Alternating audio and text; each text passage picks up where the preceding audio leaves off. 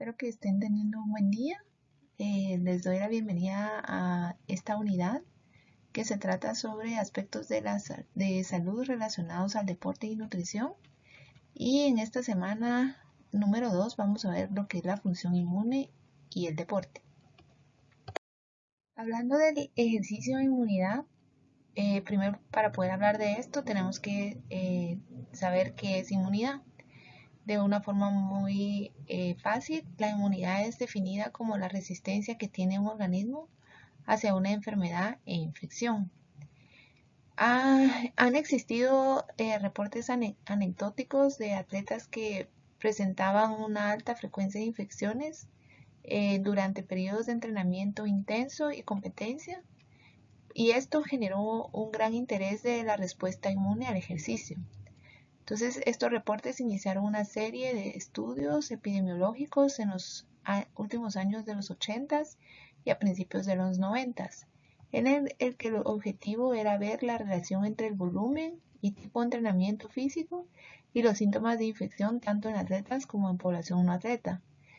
Y estos estudios de simples encuestas se hicieron como unas simples encuestas que dependían básicamente de la memoria que tenían los atletas sobre síntomas reportados de infecciones, y estos revelaron que los mismos parecen estar más susceptibles a infecciones del tracto respiratorio superior o algunas veces esto referido como enfermedad del tracto respiratorio superior. Entonces, también se hizo evidente un mayor riesgo de contraer este tipo de enfermedades, mayormente en atletas élite que los no élite. Y estas observaciones llevaron al desarrollo del modelo J-Shaped, hecho por David Niemann. Y este modelo se desarrolló en 1994, el cual presenta una aparente relación paradoja entre el nivel de actividad física y el riesgo de contraer infección. Y si vemos aquí en esta gráfica, este es el modelo, y en este, si se dan cuenta, este modelo sugiere que un ejercicio moderado puede incluso reducir el riesgo de infecciones respiratorias, mientras que el ejercicio intenso o excesivo puede incrementar este riesgo a enfermedades infecciosas. Entonces, este es uno de los modelos. También hay otro modelo que es la curva de S. Sin embargo, esta no está en un artículo científico, pero no tengo acceso a él. Y otro de los modelos lo vamos a ver aquí en la siguiente diapositiva. Este es otro de los modelos de los que les hablaba, y esto es en sí una teoría que es la teoría de la ventana abierta, o como mejor se le conoce en inglés, The Open Window Theory. Y en esta teoría dice que el ejercicio extenuante y o prolongado puede disminuir el sistema inmune, presentando una ventana abierta durante la cual las infecciones oportunistas pueden tomar lugar. Aquí, si se dan cuenta en esta gráfica, hay una comparación entre el ejercicio moderado, que sería una actividad de 30 a 45 minutos, y un ejercicio prolongado que es intenso, que es más de 3 horas. Entonces, en esta teoría dice que el ejercicio moderado puede causar cambios pequeños en el sistema inmune, en contraste con el ejercicio prolongado, que puede dejar a una disminución de la inmunovigilancia, incrementar el riesgo de enfermedades oportunistas del tracto respiratorio superior. Y el mecanismo preciso por el que incrementa este riesgo no es aún completamente entendido, pero puede tener un origen multifactorial con factores ambientales como contaminación, temperatura del aire, altitud, exposición incrementada a patógenos, estrés fisiológico, pobre nutrición. Y el problema es que si un atleta contrae una infección, luego esto va a tener indudablemente un impacto en el rendimiento. Puede inhibir el rendimiento óptimo, no dejando que el atleta compita, aunque esta infección interfiera con sus entrenamientos, y que incremente el riesgo de infecciones a compañeros del equipo o con los que entrena, sobre todo si esta infección es contagiosa. Por lo tanto, sí es muy importante entender la relación entre el ejercicio y el sistema inmune y las intervenciones que existen para poder mantener el sistema inmune y reducir el riesgo de infecciones en los atletas. Entonces vamos a empezar a ver cuál es el impacto del ejercicio y otros estresores sobre el sistema inmune. En los humanos no hay mucha literatura que establezca la conexión directa entre los cambios inducidos por el ejercicio sobre el sistema inmune y la infección. Esto no quiere decir que el link no exista, solo que la investigación en esta área es lógicamente muy difícil. Sin embargo, el ejercicio ha mostrado que afecta a la mayoría de las áreas del sistema inmune de alguna manera y es bien aceptado que los atletas que participan en entrenamiento intenso regular, especialmente los atletas de fondo o endurance, son más susceptibles a infecciones respiratorias del tracto superior, que las vamos a llamar IRTS. También se ha vuelto aparente que no todas las enfermedades reportadas en atletas pueden estar causadas por una infección. Por ejemplo, algunos atletas podrían presentar síntomas del tracto superior respiratorio, como la garganta dolorida, pero esto también podría no ser una verdadera infección, sino el efecto de una inflamación localizada en las vías respiratorias superiores.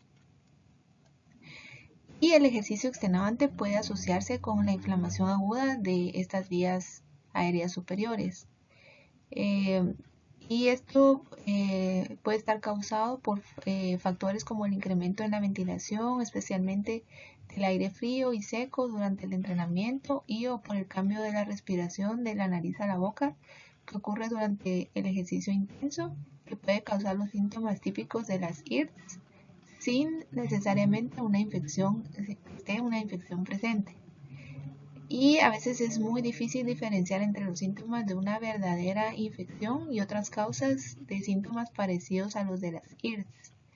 Y a pesar de esto, los estudios recientes han confirmado ya con el uso de examinaciones clínicas y de laboratorio, no solo de los reportes de los síntomas que presentan los atletas, que los atletas sí adquieren infecciones más a menudo, solo que la incidencia actual puede no ser tan alta como la propuesta de los modelos originales.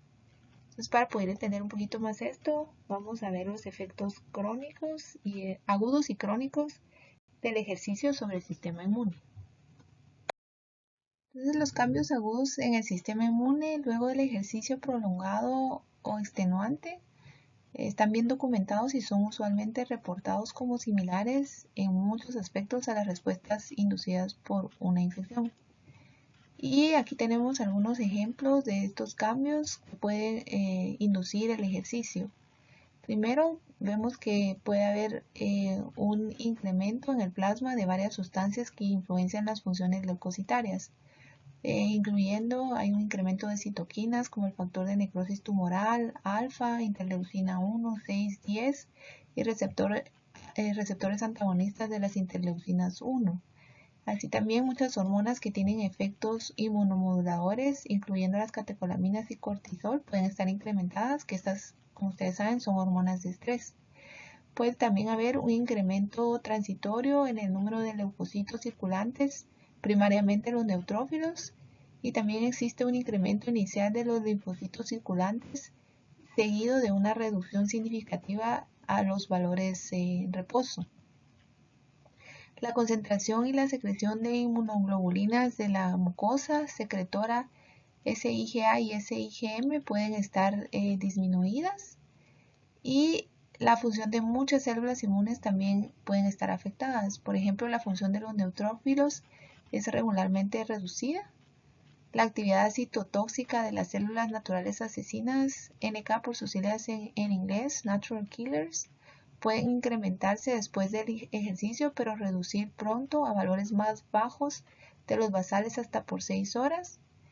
Muchas funciones de los monocitos macrófagos pueden estar reducidas luego de ejercicios prolongados, incluyendo la expresión del TLR, que es el Toll-like receptors, y estas son proteínas que juegan un papel fundamental en el sistema innato.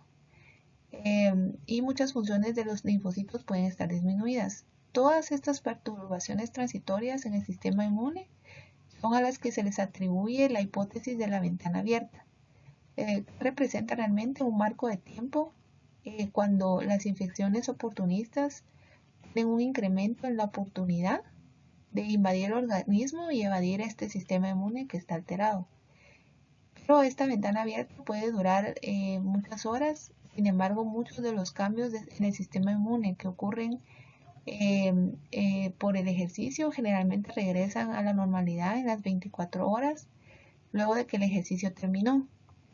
Por lo tanto, si se dan cuenta, esto sugiere que una sola sesión de entrenamiento de ejercicio extenuante va a ser incapaz de producir ningún efecto crónico en el sistema inmune. Y cualquier efecto crónico observado en atletas va a ser debido más que nada a efectos en la acumulación de repeticiones de entrenamientos extenuantes en conjunto con una inadecuada recuperación. Y ahora vamos a ver estos efectos crónicos en el sistema inmune. Como mencionamos en la diapositiva anterior, los efectos crónicos del ejercicio sobre el sistema inmune se dan más que nada por una recuperación inadecuada entre sesiones de entrenamientos extenuantes o competiciones extenuantes y porque realmente el efecto del ejercicio sobre el sistema inmune solo dura 24 horas luego de que se terminó ese ejercicio extenuante. Por lo tanto, si no hay una adecuada recuperación después de ese ejercicio extenuante, se puede empezar a afectar el sistema inmune de forma crónica. Y estos efectos crónicos son más evidentes en el sistema inmune mucoso de los atletas, donde se ha visto que hay una disminución de la inmunidad de la mucosa, IgA, o los niveles de AMP, que esto está también por sus siglas en inglés, antimicrobial peptides o péptidos antimicrobianos, y se han observado a lo largo de una temporada de competición en variedades de deportes. Se ha visto en fútbol americano, rugby, natación, remo y algunas investigaciones en donde se ha hecho comparaciones con grupos controles. Se ha concluido que estos cambios son el resultado de la actividad deportiva y no solo de la variación de la temporada. Los niveles de hemoglobina de la mucosa secretora SIgA es uno de los factores bien definidos como riesgo para la ocurrencia de IRTS. Y algunos investigadores han sido capaces de observar relaciones significativas entre los cambios de la inmunidad de la mucosa, niveles de IgA a lo largo del curso de una temporada competitiva y la relación con la incidencia de IRTS, lo que apoya la idea que los niveles bajos de IgA pueden estar asociados a una reducción de la protección contra infecciones oportunistas. Y debido a la importancia que tiene la IgA en proteger las superficies las superficies mucosas como las del tracto respiratorio, los efectos crónicos que pueden existir del ejercicio sobre algunos atletas podría explicar la incidencia más alta de lo normal de las IRTS observada en atletas de alto rendimiento. Al final se han propuesto mecanismos que puedan explicar la inducción de la inmunosupresión por el ejercicio, y esto se resume en esta diapositiva. Estos mecanismos son 4. El primero están las hormonas de estrés. Se ha sugerido que los glucocorticoides, especialmente el cortisol, pueden tener un efecto directo inhibitorio sobre las células inmunes. También las catecolaminas y los glucocorticoides pueden actuar indirectamente. Por ejemplo, el cortisol puede inducir o contribuir a la redistribución leucocitaria. También la interleucina 6, liberada por el músculo esquelético activo, puede contribuir a la inducción del ejercicio del tráfico de células, estimulando directamente la movilización de neutrófilos en la circulación o indirectamente induciendo un incremento en las concentraciones plasmáticas de cortisol. El otro mecanismo es la disponibilidad de sustratos. Aquí se ha dicho que la reducción de la disponibilidad de sustratos o depresión del glucógeno muscular, disminución de las concentraciones de glucosa sanguínea pueden actuar indirectamente sobre las respuestas de estrés discutidas anteriormente. Y también muchas células del sistema inmune tienen un alto metabolismo y altas demandas energéticas, y al reducir la disponibilidad de sustratos como la glucosa pueden limitar su capacidad de funcionar apropiadamente.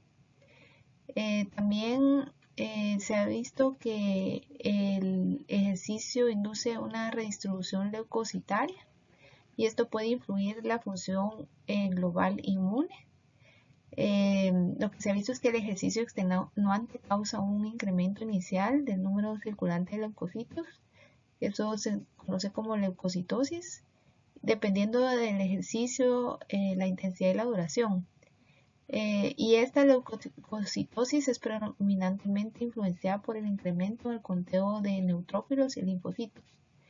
Durante ejercicios de corta duración, esta respuesta es bifásica, quiere decir que de primero hay una leucocitosis durante e inmediatamente después del ejercicio, seguido de un retorno a los niveles basales durante la fase de recuperación. Y en la fase de recuperación lo que pasa es que está caracterizada por una mayor leucocitosis entre 1 a 3 horas después del ejercicio. Sin embargo, esto está predominante o dominado por granulocitos o neutrofilia, mientras el conteo de linfocitos típicamente decrece y podría incluso reducirse por debajo de niveles basales. Y en ejercicios prolongados que duran más de 90 minutos, la leucocitosis no es bifásica y los dos componentes tienden a superponerse uno sobre el otro. Y el número de linfocitos durante la fase de recuperación del ejercicio puede ser tan bajos como 50% menos del conteo pre-ejercicio, y podrían bajar aún más luego de ejercicios prolongados de más de 2 horas. Y se ha visto que la significancia, o sea, se ha preguntado la significancia que tiene esta linfocitopenia, y que aún realmente no es conocida sobre la clínica de los atletas, porque realmente esto se recupera en las próximas 24 horas en la fase de recuperación. Pero sí se ha dicho que esto es lo que puede, como les había mencionado anteriormente, puede presentar una ventana abierta para las infecciones oportunistas y aprovecharse de este ambiente de baja, de la respuesta inmunitaria baja, para poder causar alguna infección. Y el ejercicio induce una redistribución, el ejercicio induce un estrés oxidativo, que es el último. La inducción del ejercicio al estrés oxidativo puede en ciertas situaciones llevar al daño o modificaciones de las células inmunes y los tejidos que resultan en una función disminuida.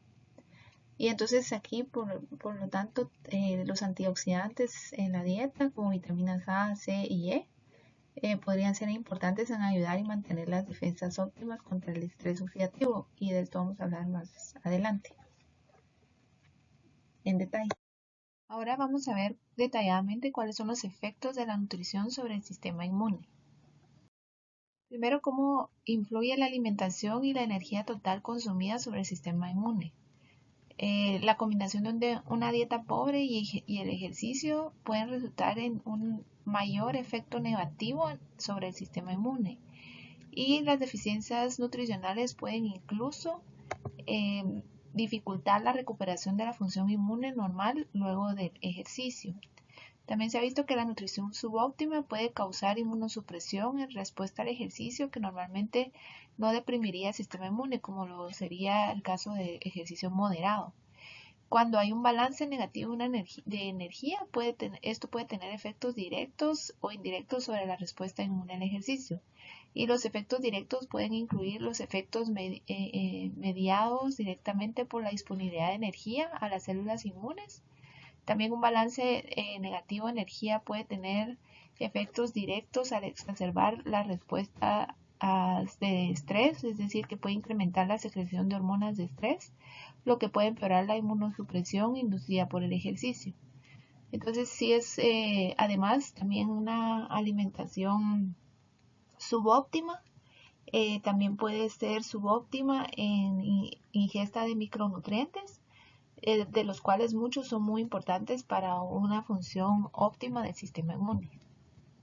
Ahora hablando de los carbohidratos, se va a hablar de este especialmente porque de todos los macronutrientes, la disponibilidad de carbohidratos parece tener mayor impacto sobre los cambios en el sistema inmune inducidos por el ejercicio.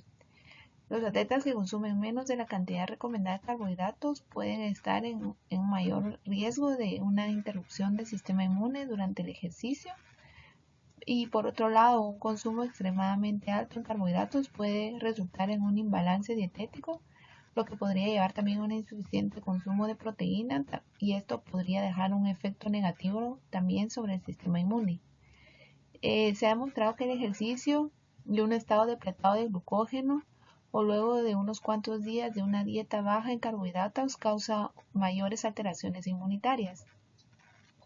En donde, por ejemplo, en esta gráfica podemos ver que hay una respuesta incrementada al estrés porque se estimula el sistema nervioso simpatético y el axis adrenal hipotalámico pituitario de la pituitaria, y esto hace que se liberen hormonas de estrés como el cortisol y las catecolaminas. También hay una mayor producción de interleucina 6 y esto va a haber también una mayor redistribución leucocitaria y una depresión del sistema inmune. Y esto se ha demostrado en muchos tipos de ejercicio, pero es más evidente en ejercicios prolongados como lo es el endurance. El ejercicio en un estado apretado de glucógeno ha mostrado muchos efectos negativos sobre varios aspectos del sistema inmune, como la función de las células T, los neutrófilos y las células NK, que son los natural killers, comparado con el mismo ejercicio y un estado no depletado de glucógeno. Aquí vemos la importancia también de todo lo que hemos hablado del adecuado consumo de carbohidratos, sobre que puede empeorar el rendimiento deportivo, aumentando los tiempos, por ejemplo, en el estudio famoso que les mostré de marcha. Pues aquí vemos otra razón muy importante por la cual tenemos que mantener los niveles de glucógeno adecuados y un adecuado consumo de glucógeno, de carbohidratos, perdón. También existe un número considerable de investigaciones de los efectos de una sola sesión de ejercicio intermitente sobre los parámetros de inmunidad, y se ha visto que existe disrupciones mínimas del sistema inmune cuando los atletas han consumido una dieta normal con carbohidratos días previos. Sin embargo, si las reservas de glucógeno se han depletado en los días previos, sin una óptima restauración, ese ejercicio va a provocar una notable inmunosupresión. Si se dan cuenta, los carbohidratos son de suma importancia para mantener un sistema inmune adecuado. Hablando de la proteína, podemos decir que esta tiene un importante rol en muchos aspectos del sistema inmune. Por ejemplo, las células inmunes activadas necesitan dividirse, replicarse, sería lo que llamamos proliferación, o producir sustancias y proteínas relacionadas a la regulación inmune, como citoquinas, o a la función inmune. En funciones podemos mencionar sustancias relacionadas a la destrucción intracelular, como fagocitosis, o extracelular, como las células NK, también como las enzimas granulares y los péptidos antimicrobianos. Por lo tanto, una malnutrición prolongada en proteína tendrá innumerables efectos adversos sobre el sistema inmune, y contrariamente, también si hay un consumo excesivo de proteína podría tener efectos adversos en el sistema inmune de la misma manera. Muchos aspectos innatos de la inmunidad, como factores solubles, son derivados grandemente de proteínas y casi siempre dependen de otras sustancias que contienen proteínas para ser activados.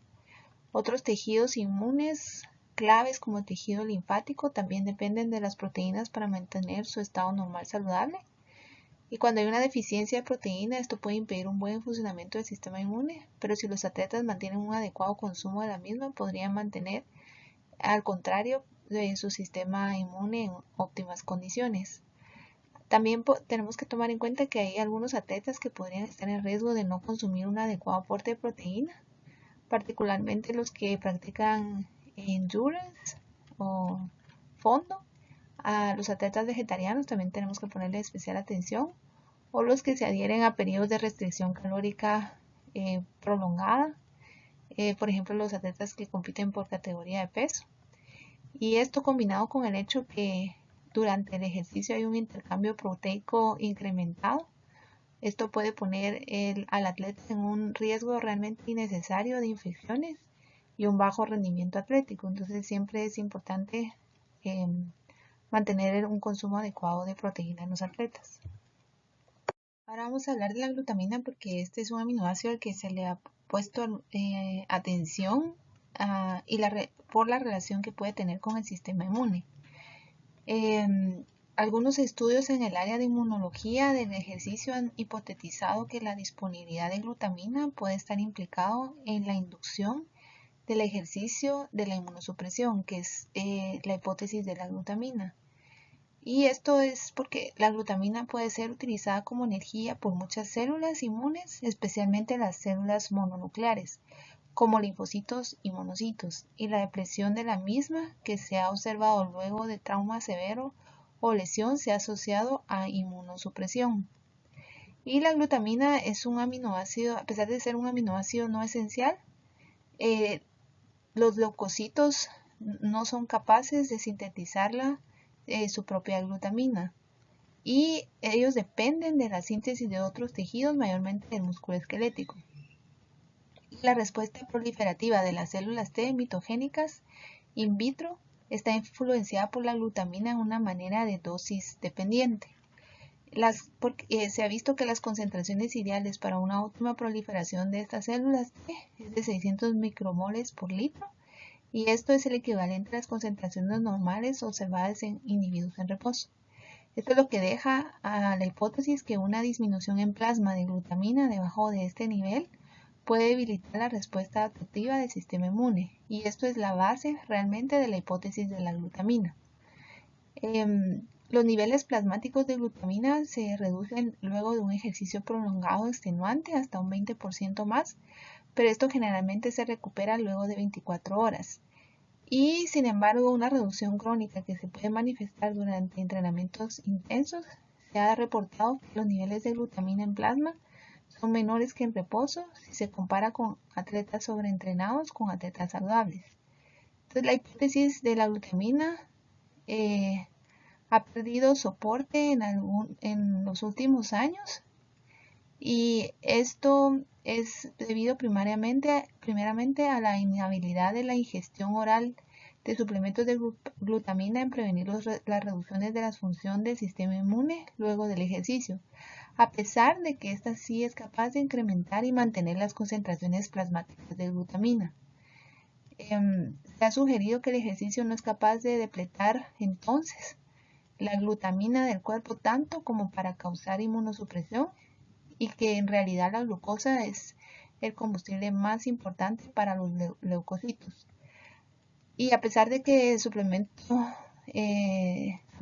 las cetonas con glutamina pueda prevenir la reducción de los niveles plasmáticos, esto parece no prevenir la reducción en la proliferación de las células T, las células NK y las concentraciones salivales de la IgA o la degranulación neutrofílica, que se ha observado luego de ejercicios prolongados.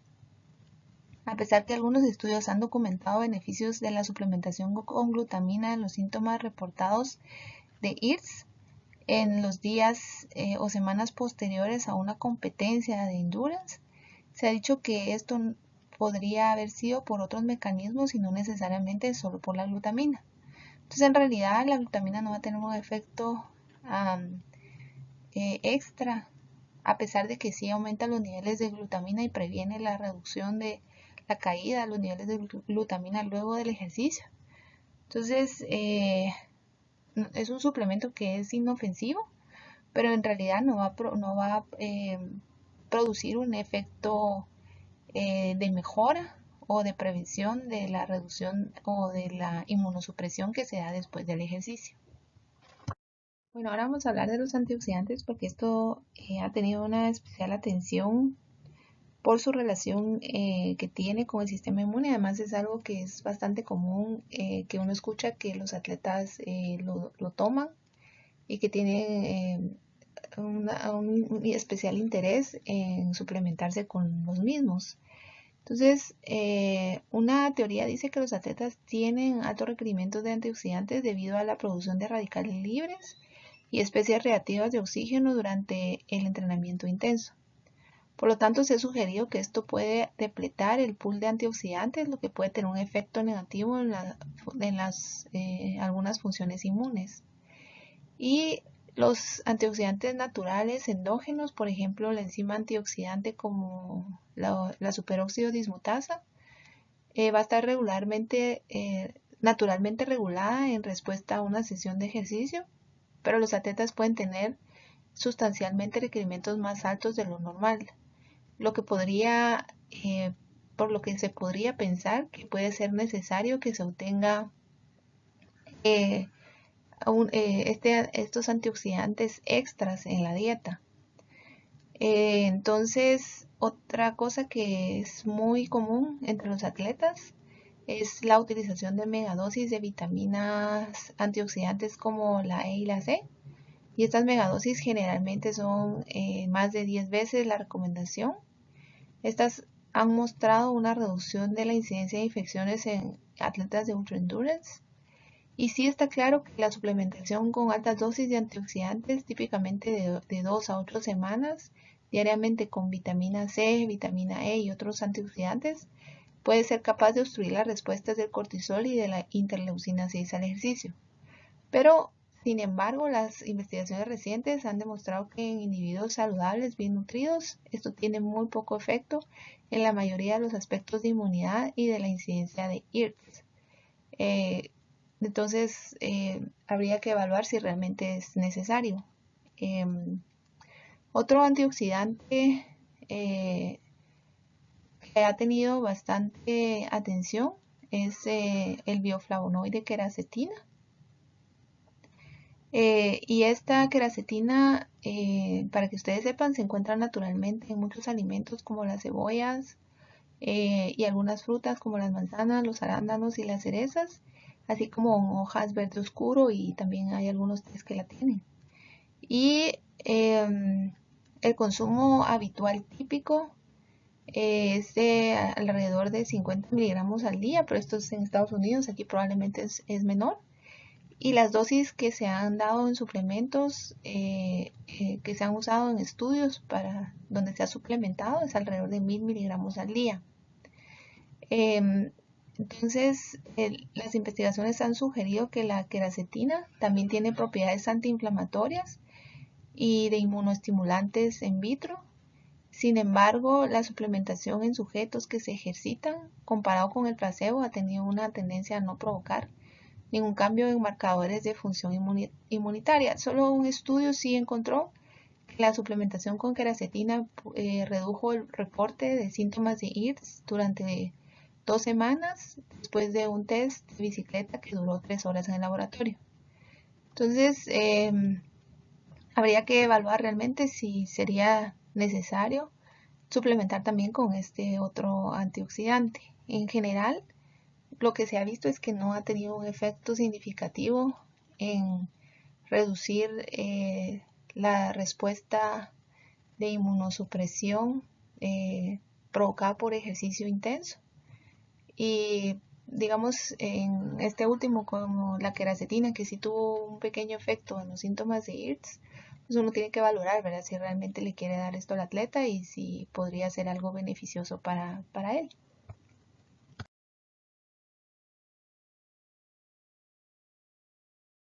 Ahora ya hablando de los suplementos que podrían mejorar el sistema inmune, tenemos estos tres: la equinacia, el calostro y los probióticos. Sin embargo, sí les adelanto que la evidencia científica para la mayoría de estos suplementos es muchas veces limitada. El primero de ellos, pues la equinacia, que es una planta, y hay muchas variaciones de esta planta, pero la que es más comúnmente usada para intervenciones de inmunidad en estudios es la equinacia purpúrea. Y esta pues ha tenido bastantes estudios, pero un reciente metaanálisis mostró que la equinacia podía reducir la incidencia de resfriado común hasta en un 50%. y también que puede reducir significativamente la duración de una infección de aquellos que se infectaron. Y probablemente la razón de esto es porque la equinacia ha mostrado tener efectos estimulatorios sobre algunos aspectos de la inmunidad, como las células fagocíticas, las células NK y la producción de IgA. En un estudio mostró que un producto comercial de equinacia tomado diariamente por 28 días, comparado con placebo, redujo la reducción de las concentraciones de ese IgA causado por una extenuante sesión de ejercicio, pero esto no redujo la incidencia de reportes de IRS, a pesar que la persistencia de los síntomas fue menor en el grupo que recibió equinacia, que fueron 3 días, comparado con el placebo, que fueron 9 días. Sin embargo, el mecanismo real por el que se obtienen efectos beneficiosos de esta equinacia no están tan claros, pero pueden estar relacionados a los componentes bioactivos que tiene la planta, como los derivados del ácido cafeico, por ejemplo, en compuestos fenólicos, flavonoides y alcaminas. Entonces, pues sí ha tenido algunos efectos beneficiosos, pero sí es bastante limitado lo que se ha hecho con atletas. El calostro como tal, es el que se usa es el calostro bovino. Lo que se ha visto es que tiene muchos componentes bioactivos que tienen roles significativos en el sistema inmune, como inmunoglobulinas y proteínas antimicrobianas. Y lo que ha hecho es que se ha mostrado una reducción de la incidencia de reportes de síntomas de IRS ya cuando se han hecho estudios en atletas.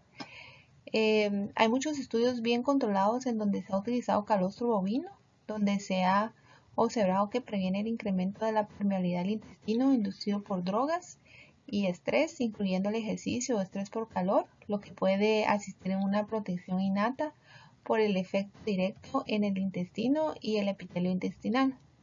Sin embargo, si tenemos a un atleta que es de alto rendimiento, al que le puedan hacer una prueba Doppler, también tenemos que saber que la WADA sí dice que el calostro pues no está específicamente prohibido como tal, pero el calostro puede contener algunas cantidades de IGF-1 y otros factores de crecimiento que sí están prohibidos por la WADA, y esto podría influenciar una prueba antidoping, quiere decir que hasta podría salir una prueba doping positiva. Entonces, por lo mismo, la WADA no lo recomienda o no recomienda la ingestión del mismo. Entonces, si tenemos otro atleta que no es de alto rendimiento y no le van a hacer pruebas doping, pues podríamos considerar la utilización de este. Ahora con los probióticos, que también han tenido bastante auge en los últimos años, se ha visto que la suplementación con los mismos es capaz de modelar la microbiota intestinal y mejorar la función inmune intestinal, incluyendo efectos en las funciones de la barrera intestinal. Desafortunadamente no hay muchos estudios del efecto de la suplementación con probióticos sobre aspectos de inmunidad, específicamente en atletas. Pero esto no quiere decir que los probióticos no sean un alimento, un nutriente muy importante para las personas, y sí lo podríamos recomendar en atletas, solo que no se está seguro cuál es el efecto real sobre el sistema inmune o sobre modular algunos de los efectos que tiene el ejercicio sobre el sistema inmune. Entonces, con esto vamos a terminar la clase de esta semana, y les recomiendo que lean los artículos que les voy a adjuntar acá, y que cualquier duda ya saben que estoy a las órdenes en la plataforma.